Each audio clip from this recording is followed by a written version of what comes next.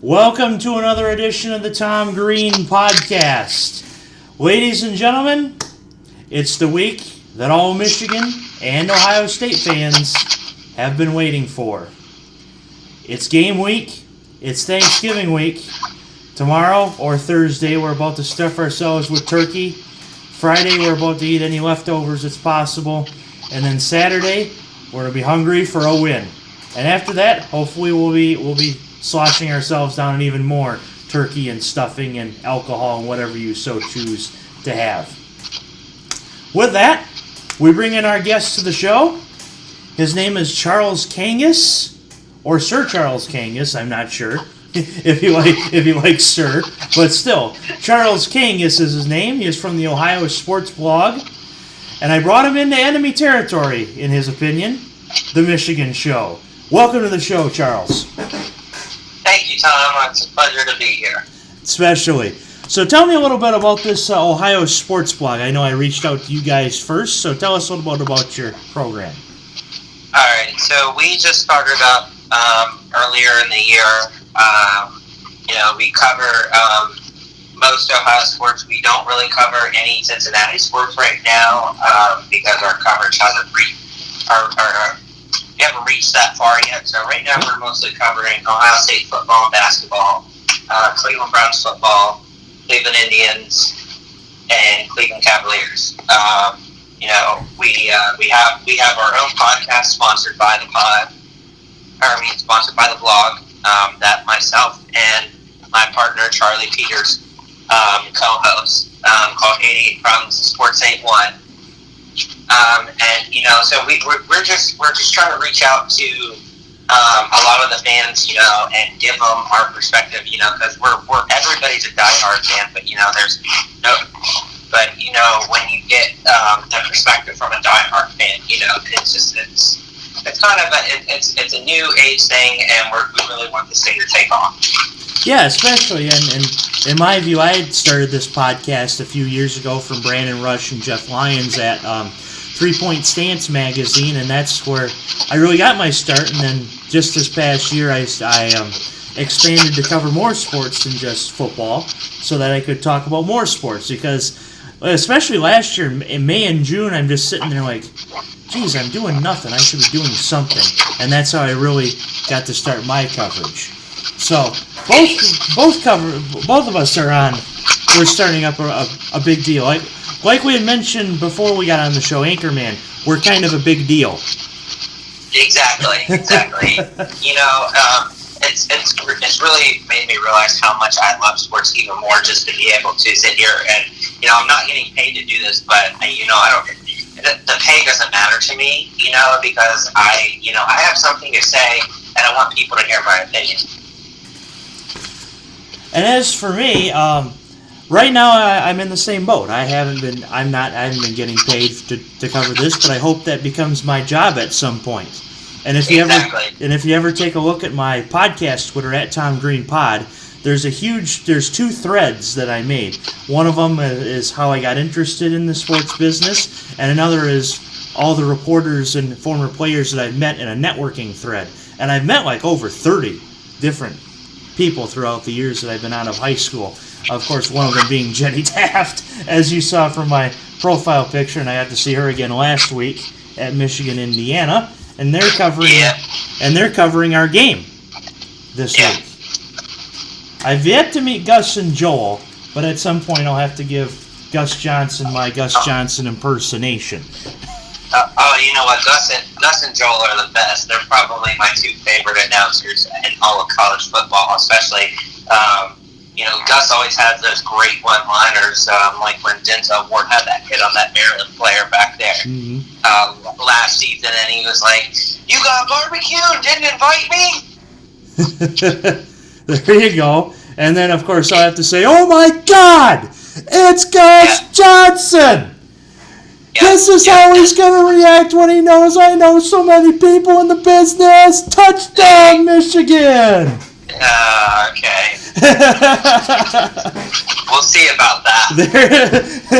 So you were able to get the Gus Johnson impersonation out of me. a little bit, huh? A little bit. So they'll be covering our game. And, of course, moving into our game preview, we have a preview of two angry coaches. Let's preview them. Well, I'm just so upset with myself. There was a non-football injury. Too many damn people on the sideline. And a guy with a camera hit him in the knee. I'm going to find out who. And think about that. Versus? See, I'm bitterly disappointed in the officiating. I can't make that any more clear. It was not. My view of the first down was it was that short. Two scenes that both of us are very, very familiar with, aren't we? Yes, sir. So you're still throwing. Are you still trying to throw out that short out there? Haven't you guys gotten over that yet? Well, I'll actually give you my honest take on that 2 years ago. Third down, we all know what happened. Curtis Samuel ran the ball, and he was 3 yards behind the line of scrimmage before he was tackled about a yard short of the first down. There was our problem. Samuel should have been tackled 3 yards back behind the line. If that's the case, then you have 4th and 4, and Urban Meyer would have been crazy to go for it. But because of that play, it's 4th and 1. Barrett runs the ball now. Of course, I still kind of think he was short, but I'm more over it than others. But regardless, if you stop Samuel behind the line on third down, you don't have that with that JT Barrett play. Exactly, and you know what? Curtis Samuel was one of the most explosive players in college football that year. He was they're calling him. I think he was producing better than Percy Harvin ever did for Urban Meyer and Urban Meyer offense. So if you stop Curtis Samuel there, you don't have that 4th and 1 call. I firmly believe that JT got the first down, but that's just my perspective. We're gonna have different perspectives. Certainly. And of course, regardless, we all knew that once Samuel broke the line on first down, right afterwards, it just felt like a balloon just deflated. Yeah, exactly. I won. still have the picture in my head of Curtis Samuel just opening up his arms in the end zone in overtime after he scored the touchdown. And I was actually watching this game in a bar in Hemlock, which is about 40 minutes away from where I live in central Michigan. My face was beet red from the time I left that bar to the time I got back to my grandma's house to eat leftovers. And Mom was asking me, "You're not still mad about that game, are you?" And I just said, "No." But everybody in the room knew how I felt. Well, of course, because this is. I've always said this. This is the greatest rivalry in all of sports. I mean, it does not get any better than Ohio State and Michigan. And I know I just said Michigan, but forgive me, Ohio State fans. Forgive me just for 1 second. And if that had been my team, I would have been the exact same way. And you know what? I wouldn't have got over for another 364 days.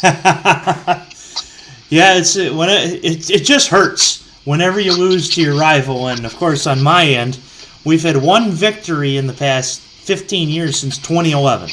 In the past 15 years, and that was 2011 is what I mean. And in that year, and I would say in your minds, that year didn't really count because it was Luke Fickell, and they were average at best, and they went 6-6. Yeah, and you know what? Luke Fickell was just not ready to be head coach at that time, and as you know, there was some turmoil that we were facing with Jim Tressel and all that, with the tattoo scandal and all that, and it just made that season so much harder. Like I said, Luke Fickell was not ready at that point to be a head coach. So that's why you saw the addition of Urban Meyer, and I was really glad that we were able to keep Fickell for the years that we did have him. And the funny thing was, off air, Charles had told me he was getting a tattoo. As we were talking about what time we were going to record the show, and of course I had to give him the. Did Tressel do that? And of course, Jim Jim Tressel did not do that. And of course, as part of friendly fire, I said, "Well, you knew I practiced a little too much to do that, right?" Yeah. Going back to 2008. You definitely had to warm up with that one. Going back to 2008 and Rich Rod, which the people that loved those years were people like Charles and people like one of my drinking buddies, Danny Ocarafo, who lives in Toledo but is a Michigan State fan. Yeah, I think Rich Rod was probably my favorite TTUN head coach. He just could never get the job done against us. And everybody expected, where he was coming in with this explosive offense. They expected to take off, but it's hard to switch. My thing about that was it's so hard to switch teams because at that time TTUN was running a very pro-style offense under Lloyd Carr. Yeah. And then you want to go to Rich Rod's spread. Well, you got to have the athletes to run that spread, and that's what was so hard. And even then, he wasn't even getting the top athlete. So he was struggling on the recruiting end too. Right, and also if you dare pick up a book from Michigan, do read John U. Bacon's 3 and Out, because that really explained what exactly happened in Rich Rod's tenure there. And one of the things he did say was that Jeff Castile, his defensive coordinator from West Virginia, did not make the move with Rich Rod to Ann Arbor, and that really did not help in terms of defense, because it seemed as if the spread offense was starting to work in years 3 and 4, but they had no defense. Yeah, they couldn't hold anybody back, and that's tough to do in college football at any age, especially nowadays. If you can't stop somebody, then you're not going to win the game. You have to. There comes a point in the game where you have to make at least one stop. You can score all the points you want, but there's some point in the game where you're going to have to make a stop. And funny thing was, the first Michigan game I ever went to at the Big House was in 2013 against Indiana, also known as the Shootout. 63-47, I believe the final score was. And that. I remember that game. It just seemed like, are either of these defenses going to make a stop?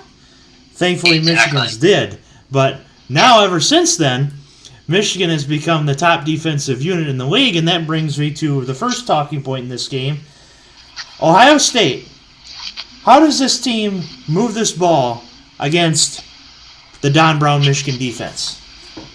It starts with the ground game. It starts with Mike Weber and J.K. Dobbins. Urban Meyer has, he's shown he's been switching up between his guys the last couple of games. Like game against Maryland, it was J.K. Dobbins who went off for 37 carries for 203 yards.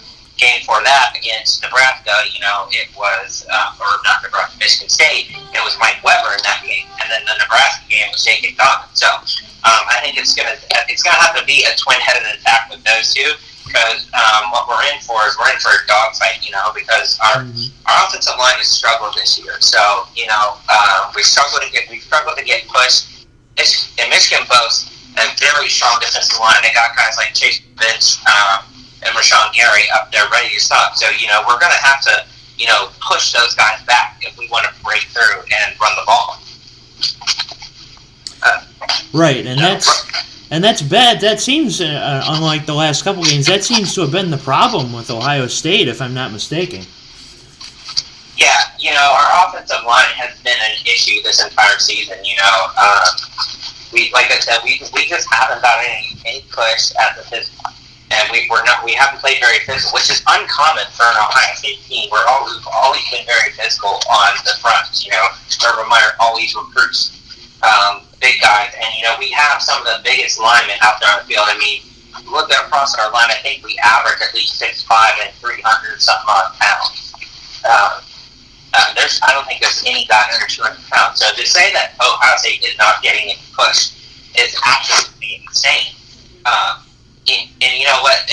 The running back position is what Urban Meyer calls is the Cadillac position at Ohio State. It's what gets our offense going. If we don't have that run game, it makes it very hard for us. And thank God for Dwayne Haskins, because there's times where we have not had that run game, and Dwayne Haskins has has saved us. And you know what?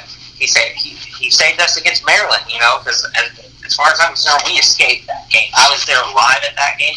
We escaped that game. So you were at Bird Stadium in Maryland. Nice. Yes, I was. I was screaming my butt off the entire time, swearing up a storm, high-fiving Ohio State fans, It was that stadium was split was 50-50. The home side was obviously Maryland, and then the visitor side, which I was on, was all Ohio State. And I was literally, I was in the lower level, row 3 lower level, so I was literally right there on the sideline. I could see the players' faces, everything about them. So Dwayne Haskins was looking at you and saying, "Charles, mention me on the show next week." Yeah, exactly. It was a really cool experience. It's my second Ohio State game ever, and that's tough for me to say considering I've been a diehard Ohio State fan for as long as I can remember. I just haven't had many opportunities to go to a game. Right. But to see the look in Dwayne Haskins' eyes in that game, the dude had the eye of a tiger, and I think he's going to come ready against TTUN. Gotcha. And then compare that to my experience with Michigan. I was at Harbaugh's first home game against Oregon State, and yes, I got to see his temper tantrum at the punt. not the Michigan State one, but if you know what I mean. Yeah, against Oregon State, the crowd went wild with that, and I got to go to the last 2 Ohio State games at the Big House. So I got to see after Barrett was accused of the DUI, correct me if I'm wrong, he had to miss the game against Minnesota, or did they? Against Minnesota? Yeah, did he have to miss that game, or he was? No, JT Barrett played in that game, I do believe. Okay, yeah, he was sort of reprimanded in some way, but after that, I even took my dad to the game, and my dad was yelling at Barrett, "Hey, Barrett, you drinker!" Yeah, that's very uncommon for a guy like JT. He really wasn't the guy that got in trouble off the field. So that was just, a rare moment for him. That's college kids. They do something stupid every now and again. Mm-hmm. And of course, Barrett ended up having the last laugh as Ohio State whooped us in that one. And then last year, I was at that one, which was close. And then had Michigan had some quarterback play from either O'Korn or Peters, that game was ours. I believe it was O'Korn, and Peters, I think, may have come in at that point. But O'Korn started that game. Yeah, and O'Korn was the one that threw the pick that costed Michigan that game. Yeah, that was a... I had a good feeling about that game. O'Korn just, he wasn't really a great quarterback. He just made too many errors, and it was just a matter of time. With Ohio State secondary, as we're DBU, so we put out first-round cornerbacks like it's nothing. And so when you go up against guys like Denzel Ward, Marshawn Lattimore, and all that, it's not going to end great. Right, and Michigan did have a 14-0 lead to start that game, but even me in the stands, who was right by the tunnel, I was actually sitting right by the tunnel at that game. I thought to myself, "Oh, can the clock just say 0 in the fourth quarter with this score, please? I don't want them to come back."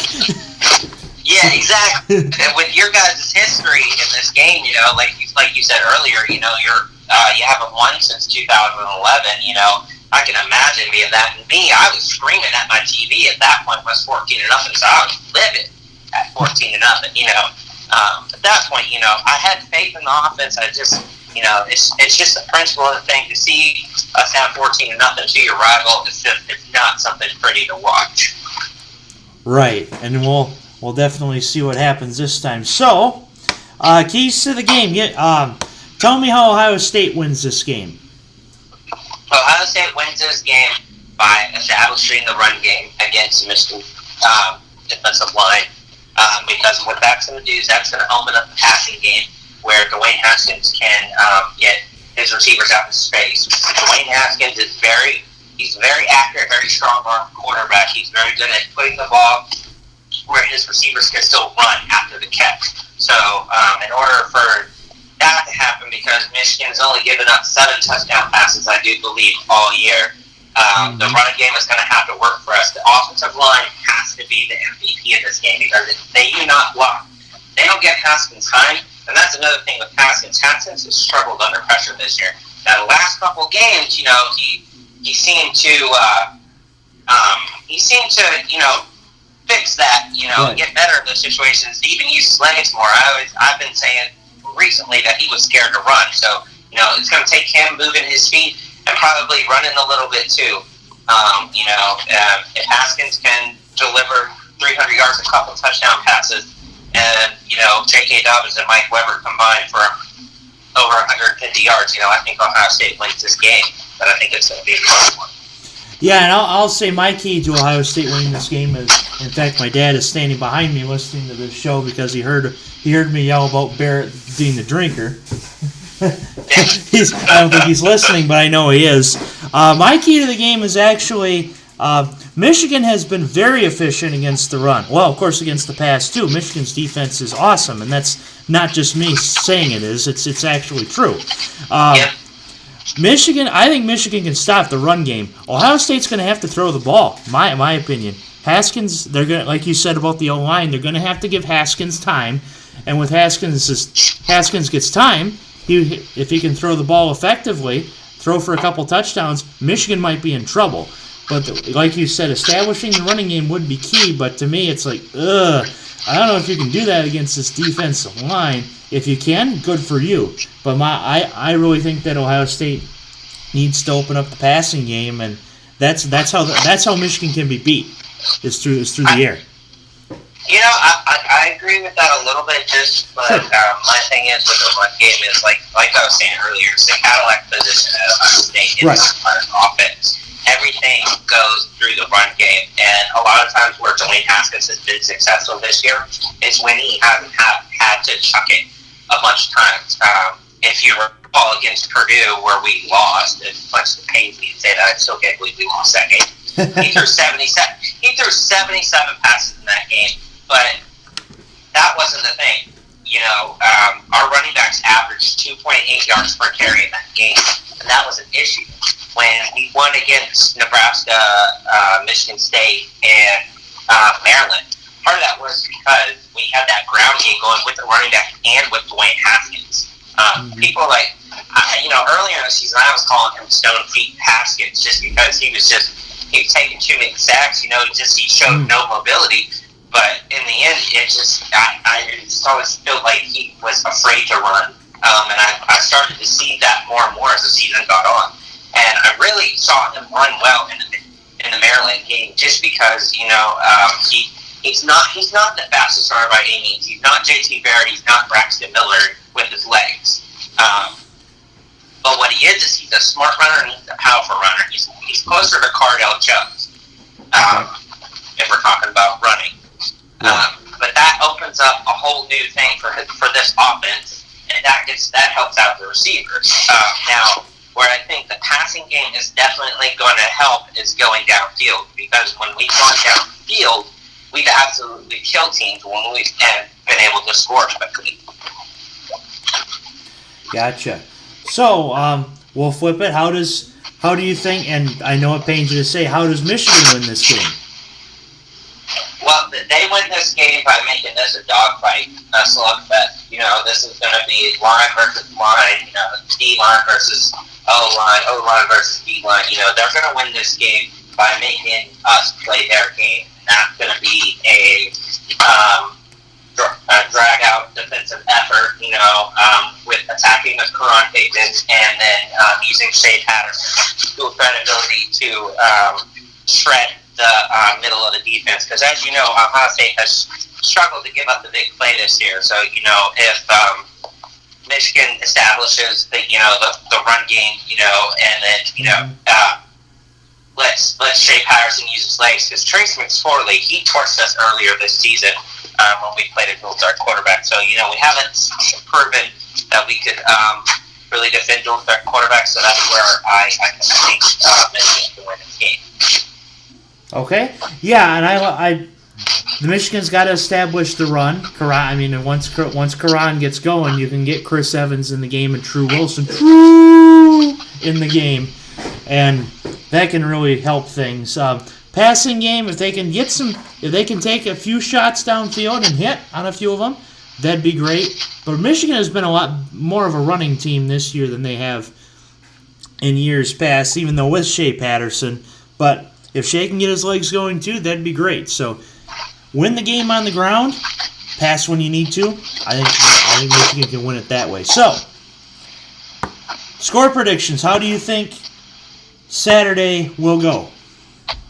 I think it's going to be another instant classic. I think Ohio State is going to force TCU to have to play keep up offensively, just because I think Ohio State has too many playmakers in their wide receiver group for TCU to cover. I got Ohio State winning nail biter 31-28. And perhaps shocking the college football playoff world a little bit. Put you guys in the driver's seat instead of my guys.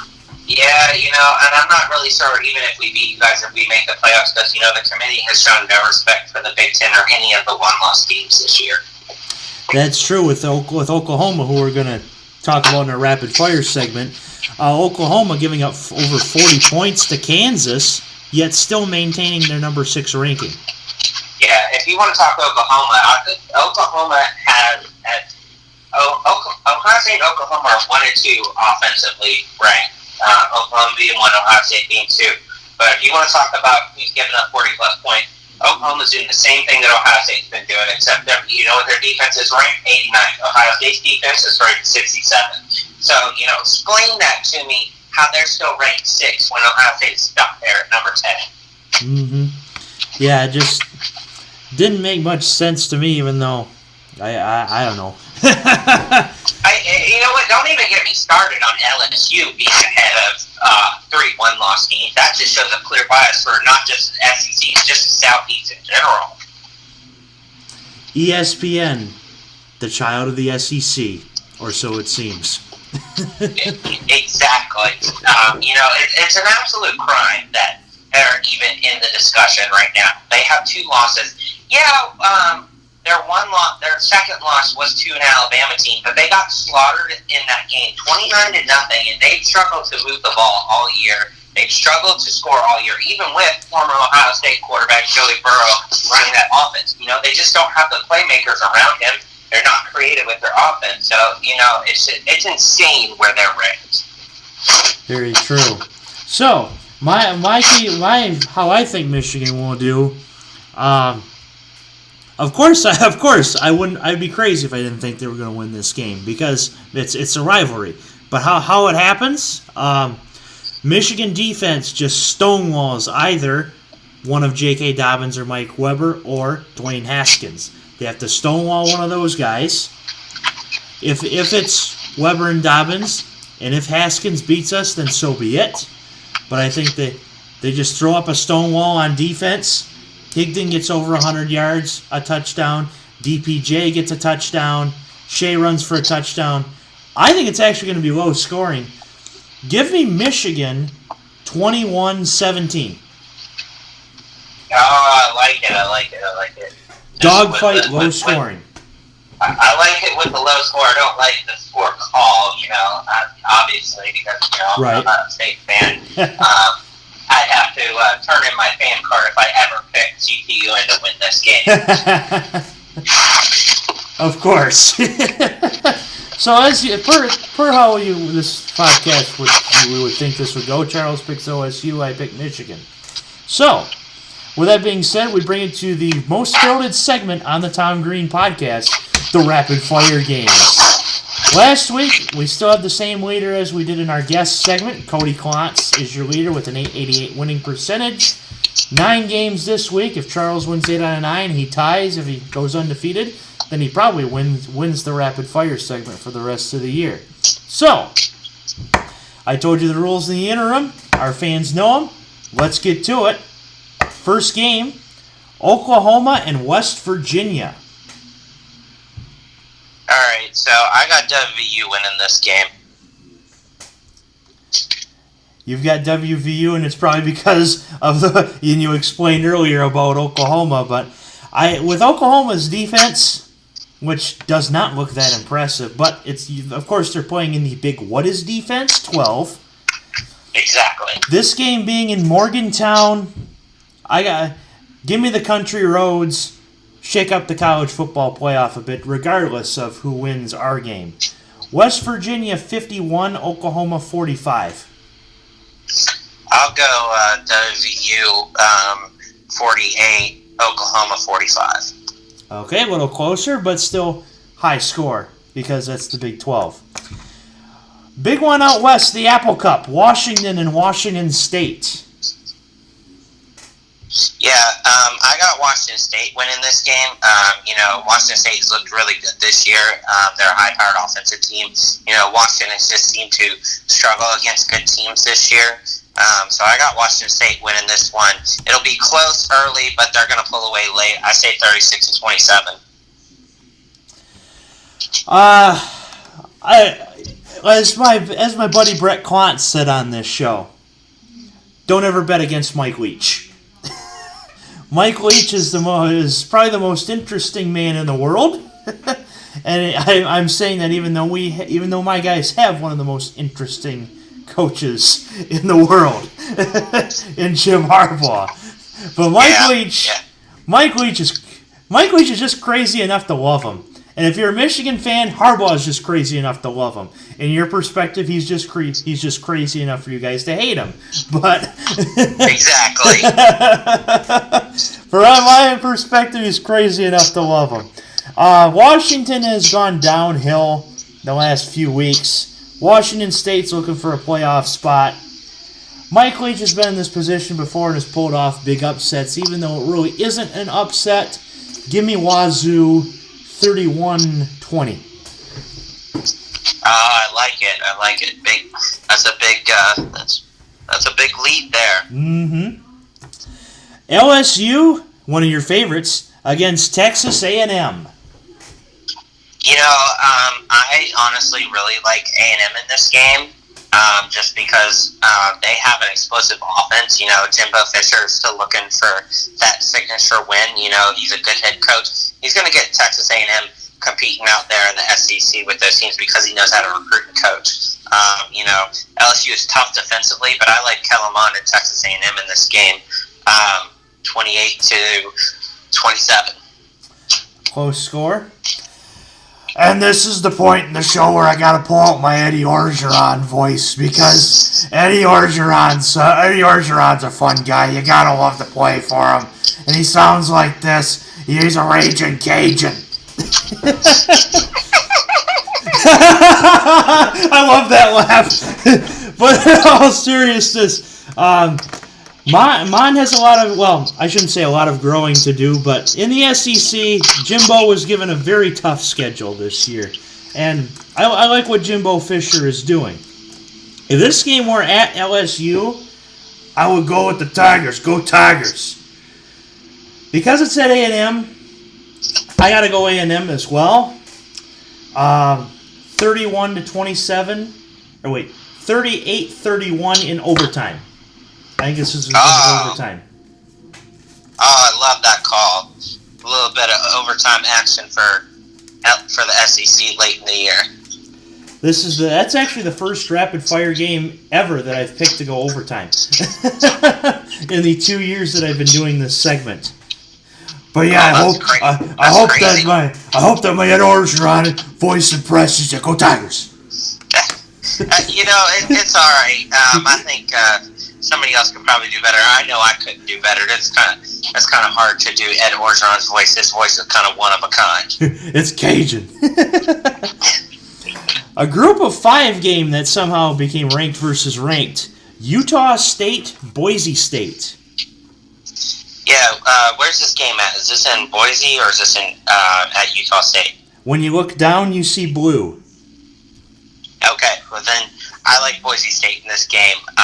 Utah State is 10-1 coming into this game. They're looking for a big win. To get themselves into a nice bowl game. But I think Brett Ripien and the Boise State offense is going to be too much for this team. I think they win in a close one, 38-35. I'll be honest, I have not seen much of these two teams this year, but I know that this game won't really matter because UCF is the highest ranked group of 5 team, and unless they somehow go down, UCF is going to be the New Year's 6 representative in the group of 5. Give me Boise State in this one because it's at home. Close score, 28-24. Yeah, that's a good score. These are two competitive teams out in the Mountain West. And like you said, UCF is the leader in the group of 5, but they're still going to be fighting for a decent bowl game. There's a lot of bowl games out there, so they're still fighting, and you never know. UCF could go down at some point. That's true, and in UCF's perspective, they're looking at a playoff. Yeah, I really don't see them getting there, but at this point, I kind of want the committee to put them in, so this way they can, we can prove, one, that they don't belong, or two, maybe they did belong, they just weren't given the chance, but I feel like they don't belong. I'm getting tired of hearing the fans, so at this point, I'm kind of begging the committee to put them in just so we can see them get mollywhopped by Alabama. They're the national champions. Even it says that parade was ridiculous. That was more ridiculous, honestly, than the Cleveland Browns throwing the 0-16 parade. At least our parade was for charity. I mean, what was that? Claiming that you're the national champions, and you play nobody. Who have they played with a winning record this year? They played one team with a winning record, Cincinnati. Every other team that they face has done horrible this year. Let's see them, put them in the playoff committee, and let's see them get mollywhopped by anybody. It feels like I'm talking to Joel Klatt. It really does.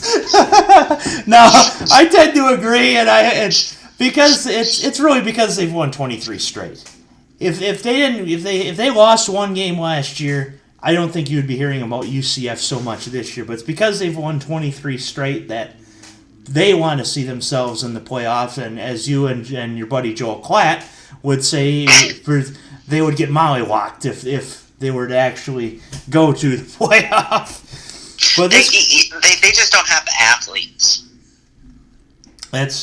Because they're a group of 5 team, you're not going to get the 5-star athletes. I mean, they might want to go there, but let's say Urban calls them, let's say Jim calls them, they're going to go there because of the name.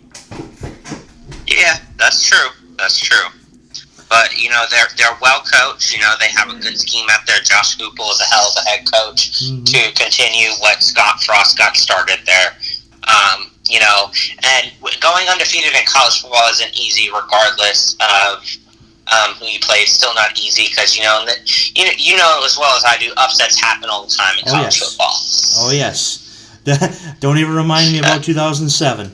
Oh, I was just getting ready to go there. 2007, Appalachian State. Yep. The one that triggered the upsets, I guess. Oh my God, that started off a chain reaction of upsets. I mean, we've just seen upsets off the charts. I mean, especially since that game. And you know what? I loved every minute of that game. I'm not gonna lie. I loved every minute watching Appalachian State beat the crap out of you guys. I was scared the whole time, and then I really don't know what I did after that. Did your heart drop on the blocked field goal? Yeah.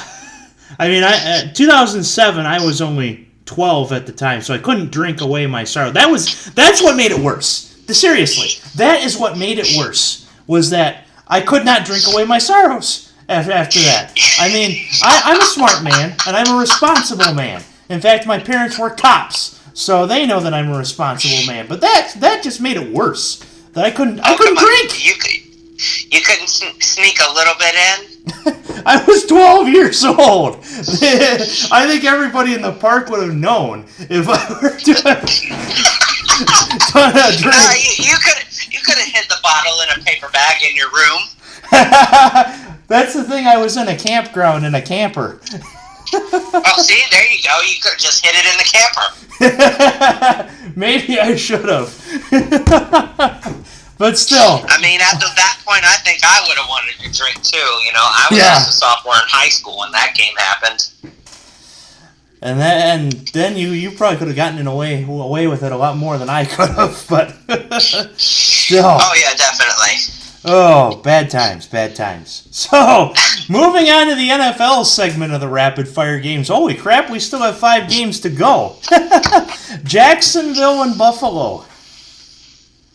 I got Jacksonville winning this game. I think their defense is elite. They're 3-7 this year. They have struggled, you know, but Buffalo is Buffalo. They're hot trash. You know, they're not gonna.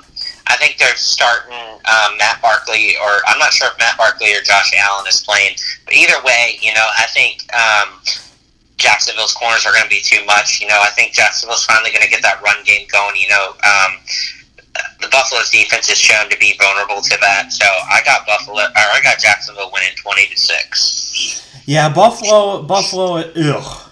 I don't know what to say about that team. Jacksonville is going to get the ball rolling. Give me Jacksonville like 27-13.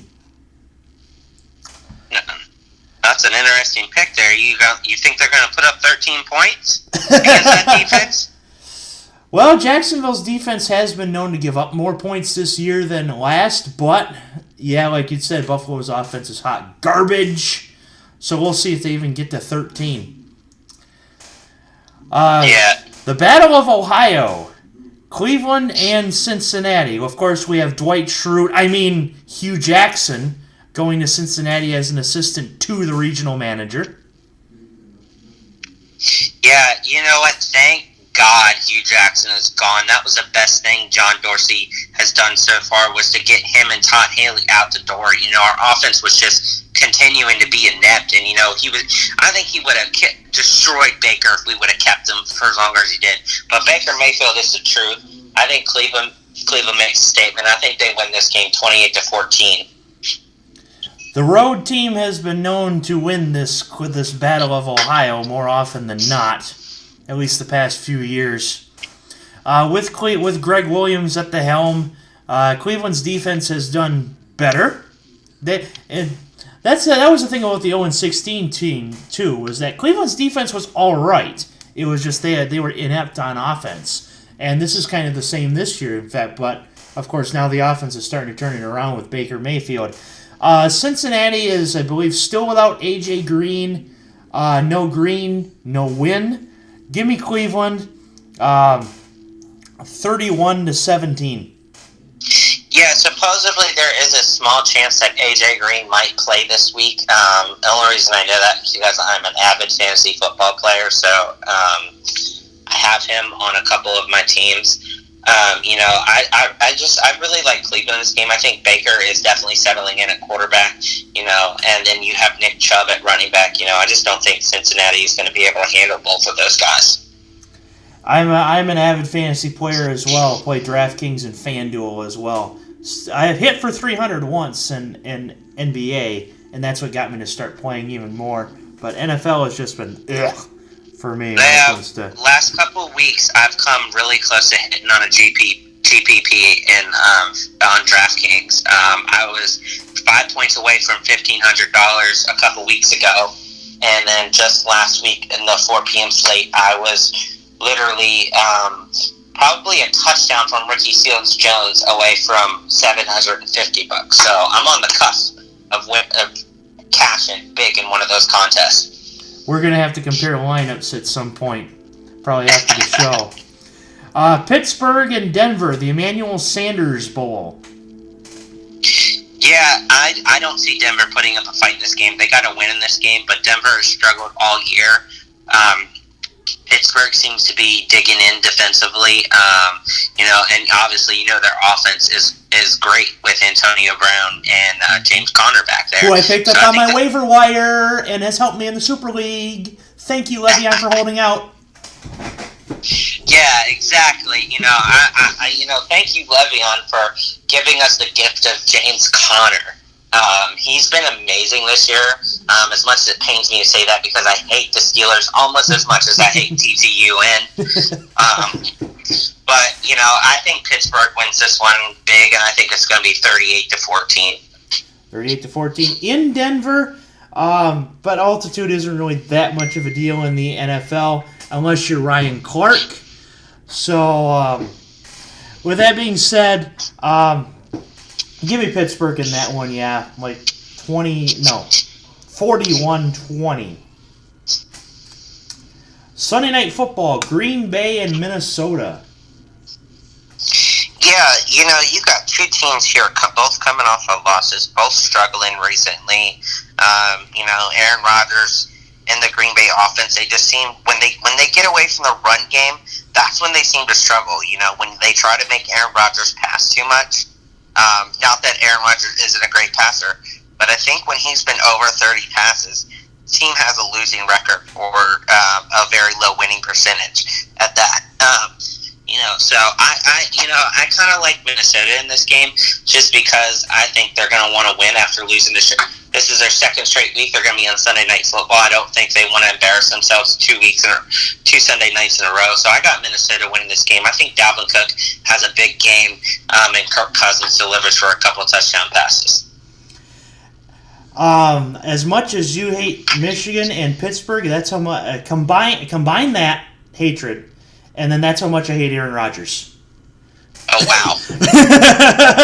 Cannot stand that man. He has costed us so many games, maybe not so many divisions, but too damn many times has that man been on the cusp of so much greatness. And it pains me as a Lions fan. Just pains me. I bet it does. He's terrorized you guys for years. Exactly. I cannot stand that man. And go Vikings 27-0 because Aaron Rodgers.